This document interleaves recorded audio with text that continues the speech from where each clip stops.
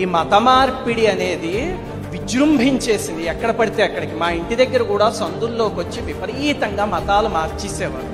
అటువంటి సమయంలో సనాతన ధర్మం పంపించిన ఒక కారణ జన్ముడు గురువుగారు పశ్చిమ గోదావరి జిల్లాలో ఒక ఊరు వెళ్ళి వెనక్కి వస్తూ అక్కడ ఒక చోట క్యాబ్ కోసం వెయిట్ చేస్తున్నారు. ఆ పక్కనే ఒక బజ్జీల బండి ఉంది.